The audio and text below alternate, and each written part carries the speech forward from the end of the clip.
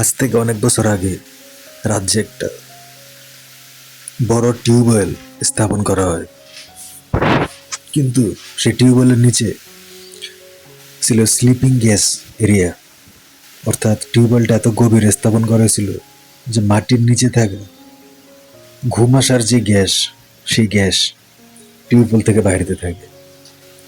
রাজ্যের সবাই ঘুমায় পড়ে। সবাই তখন প্রচণ্ড ঘুমে মগ্ন ছিল, কিন্তু কেউ জানতো না কিভাবে তাদের এত ঘুম আসে। কারণ টিউবওয়েলের কাছে যে যায় সেই ঘুমিয়ে পড়ে, কিন্তু কেউ বুঝতে পারেনি প্রায় 40 বছর রাজ্যের সকলে ঘুমাইল, গভীর ঘুমে আচ্ছন্ন সকলে। কিন্তু কেউ জানতো না কেন তাদেরকে ঘুমাইতে হয় এতটা বছর। কারণ টিউবওয়েলের নিচে স্লিপিং গ্যাস পাওয়া গেছে, যে স্লিপিং গ্যাস পুরো রাজ্যে ছড়িয়ে পড়ে, যার ফলে সকলে গভীর ঘুমে ছিল 40 বছর।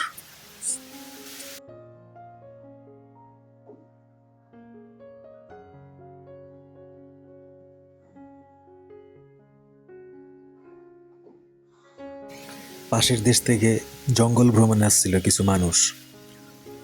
তারা নদীর পানিটাকে ময়লা মনে করলো, তাই তারা টিউবওয়েলের পানি খাওয়ার জন্য তাদের একজন বন্ধুকে পাঠাইছিল টিউবওয়েলের পানি নিয়ে আসতে।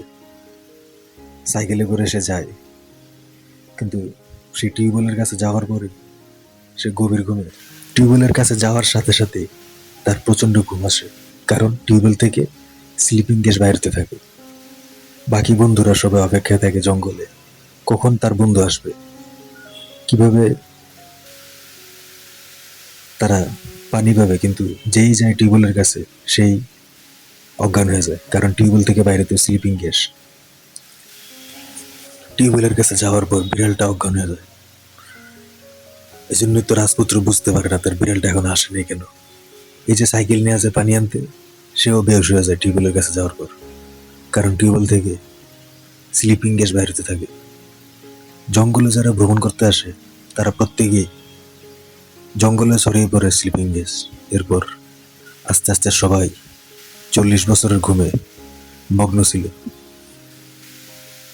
একদিন একটা পানুসাপ কোবরা যখন টিউবওয়েলের নিরিবিলি পায়, বা রাজ্যে কোনো মানুষ নাই, গ্যাঞ্জাম নাই, তখন সে ডিম পারে টিউবওয়েলের ভিতর। টিউবওয়েলের ভিতর ডিমগুলি জমা থাকার কারণে গ্যাস আটকে যায়, গ্যাস আর বাইরেতে পারে না।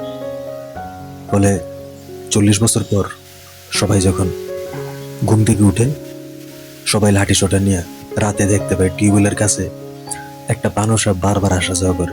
অনেক বড় টিউবওয়েল ছিল সেটা, টিউবওয়েলের ভিতর ঢুকে আবার বাইরে।